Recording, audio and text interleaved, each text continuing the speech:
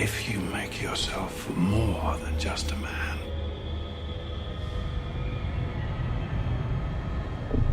if you devote yourself to an ideal, then you become something else entirely. A legend, Mr. Wayne. A legend. We were in this together. And then you were gone. Leon? Yeah. Are you ready to say goodbye? So what's say goodbye to what? To Batman. When am I saying goodbye to Batman? This is the last one. This the ain't conclusion. The last one. That bullshit. This ain't the last one. Can't you read? It said the legend ends now. Batman is eternal. Yeah, this particular iteration ends. Batman has died lots of times. No, this is the last Batman. Batman's gonna die with this series because there ain't no one who's gonna bring to the table what Christopher Nolan did. End of subject. Period. Over. End of podcast. Discussion Good is night. over. Yes. You know what? As soon as I do my review for The Dark Knight Rises, I'm quitting this job. I'm done. The conclusion of co-host. That is They it. said that with Bruce Timm in the animated series, and what we get? We got the Batman, where he used a bunch of gadgets and did kung fu all the time. Yeah. But then later, we got The Brave and the Bold, which was back to the Adam West series. So I predict, following Christopher Nolan, Adam West finally comes back. They finally give Adam West his shot to be Batman. They're going to make the actual Dark Knight with the old-ass Adam Hell West yeah. in the outfit. That would be so fucked if The Dark Knight Returns starring Adam West. I just can't see Adam West talking about, like, beating up hookers and stuff. Hey, man, if you ever talk to Adam West, you know he's beat up his share of hookers. Oh, yeah. But this is the last in the Nolan series. Don't run, bitch. Get out of there. But, If you there know was what? like a most anticipated film, I'd say much more so than even the Avengers. This is anticipated. Oh, are you kidding me? It made me forget about the what was that? What was that I team's know. name again? And Spider- what? And somebody said something about a Oh, Spider-Man. I don't even want to talk about Spider-Man. Spider who? Some douchebag going, we need to make Spider-Man more like the Dark Knight.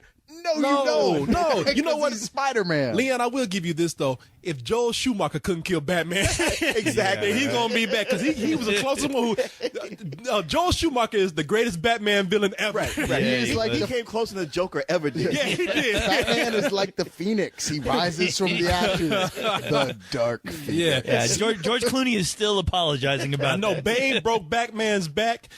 Joel Schumacher almost broke his career. He almost ended that whole thing. But I'm looking at this trailer, and I'm amazed at what they can do with these characters still, just from what I've seen. I haven't seen the movie, but I like that. I like the tone that Christopher Nolan has had with all these characters, and I always wondered, what can he do with Bane? I don't know. There's a lot you could do with Bane. And clearly, look, you see this trailer, man, it's full of action, romance, intrigue, a great villain, and I'm not sure, but I thought I almost saw Batman in there somewhere. I know, right? A glimpse. It's like they don't need to. We know what he looks like now. I guess. I mean, you can only have one guy going, Because honestly, they really have to sell Bane. I mean, they really have to sell this villain because once again, Joel Schumacher not only killed Batman, he fucking killed Bane in that that Batman and Robin series. I mean, Bane was a joke. Well, Bane was worse than any cartoon that they could have dreamt up for that character. And that actor died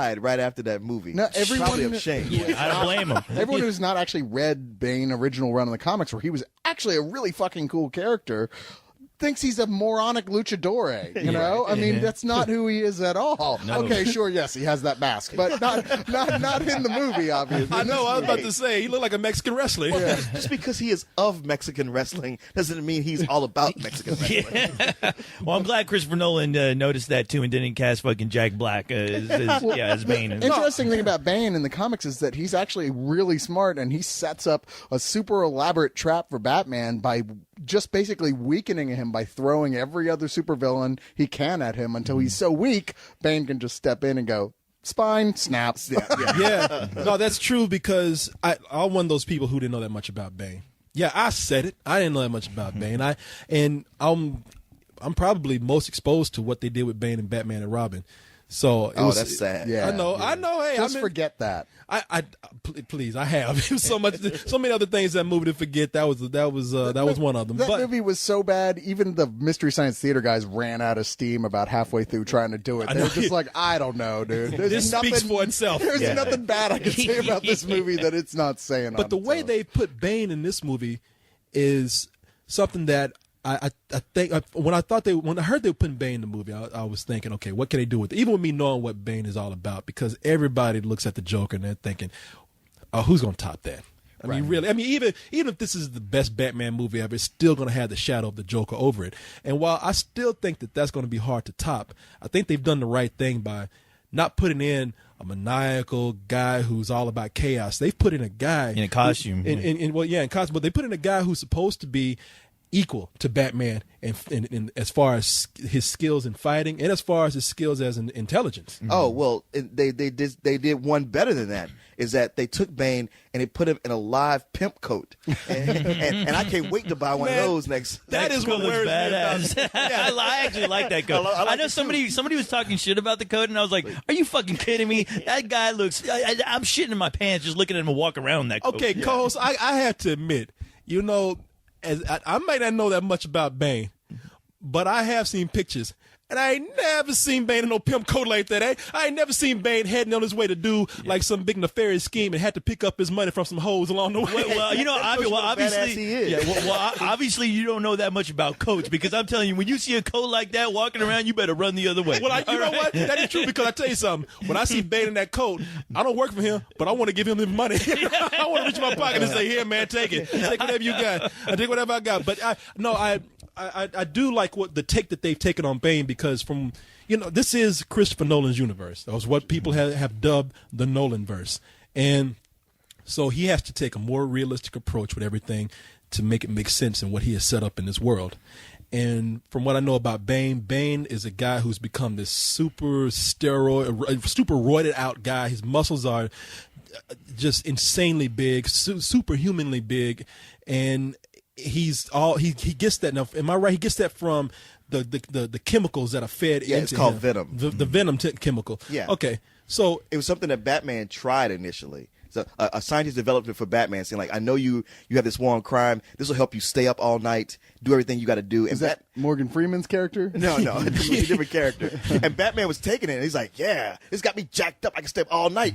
But he was just beating the fuck out of criminals to the point where at one point he looked at himself and went, "Oh shit, what have I done?" Yeah. So then he was just like, "I can't be taking drugs." So he was on coke. It was that monster shit. Have you ever drank that? Yeah. Like go beat up a bunch of criminals. Four locos to the extreme. So Bane just had a canister of four loco on his back and he went around the street. But the cool thing about Bane is that even before this whole venom was introduced to him, because apparently like he was forced into this kind of experiment inside, I want to say it was inside a prison where they forced this on him. But before that though, he had been trained. He was pretty much he's pretty much lived his whole life in prison, right, and being trained by different people in prison, just learned how to like survive in that prison lifestyle, and which made him like a really cool adversary for Batman, even without the gimmick of a venom, which I think.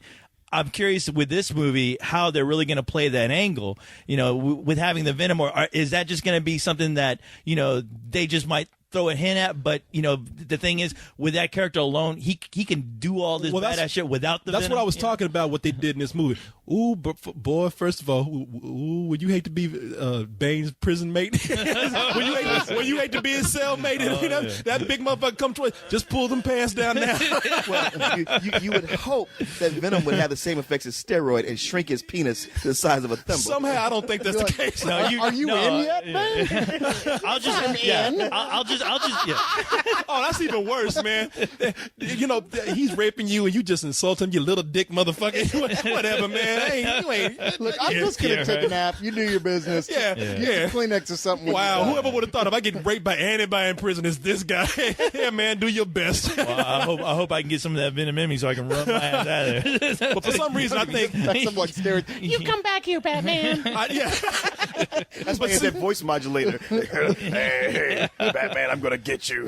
But see, that's why I wouldn't insult him, because you do that. You act like it's hurting. You act like, oh my God. Oh, because, you're killing me. Yeah, because if you insult him, he's Oh, I'm dying. he's gonna make you toss his salad if you make fun of him. So he might as well just go with it. But what I heard, and maybe you guys heard this too, and correct me if I'm wrong. I heard that because I was wondering. I said, okay, there has to be some angle to this Bane, this Christopher Nolan Bane, besides just a mask. Well, yeah. Well, I mean, obviously he's not wearing that luchador thing this time. Yeah. Assumably, that's the device that feeds in the drug for him, because they are going with he has a drug that gives him strength angle. Like here. he can't, he's in so much pain if he doesn't have it, and he has to take that in order to pretty much live without being in unbearable pain. My question is, what is his specific reason in the movie to be wanting to take on Batman at all? I mean, because you gotta be really motivated to try and take on Batman, is what I'm saying. I haven't seen the movie, but just studying the trailer, I'm getting hints of the League of Shadows probably coming into play. Yeah. Especially when you see scenes where it looks like